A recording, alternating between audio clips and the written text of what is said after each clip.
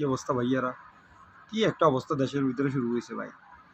এই একটা বছর ধরেই খুন, ছিনতাই, আহাজারি এসব প্রশাসনে কি করবে ভাই? আপনি আর আমি যদি না ঠিক থাকি। এখন এমন একটা সিচুয়েশন তৈরি হয়েছে যে আপনার বিচার আপনি নিজে করে ফেলতেছেন। আমার বিচার আমি নিজে করে ফেলতেছি। আমি মনে করতেছি আমিই বড় আদালত। আপনি মনে করতেছেন আপনিই বড় আদালত। কি একটা অবস্থা ভাই। আসলে ভাই কেন করতেছেন এগুলা? বাংলাদেশের ভিতরে তো এগুলা ছিল না ভাই। প্রত্যেকদিন ফেসবুক খুললে কোনো না কোনো জায়গায় খুনের খবর, ছিনতাইয়ের খবর, ধর্ষণের খবর এগুলা কেন হইতেছে ভাই? আসলে ভাই আমরা আসলে কি ভালো থাকার কোনো সুযোগ নাই? মানে এগুলা প্রত্যেকদিন একের পর এক ছিনতাই, আহাজারি, খুন এগুলা কেন ভাই? ধর্ষণ, মানুষ কি আসলে এখন আর ভালো নাই? মানুষের হায়া মায়া কি সব উঠে গেছে? আর বাংলাদেশের মানুষ তো এমন ছিল না ভাই। মানে এমন কেন হইতেছে?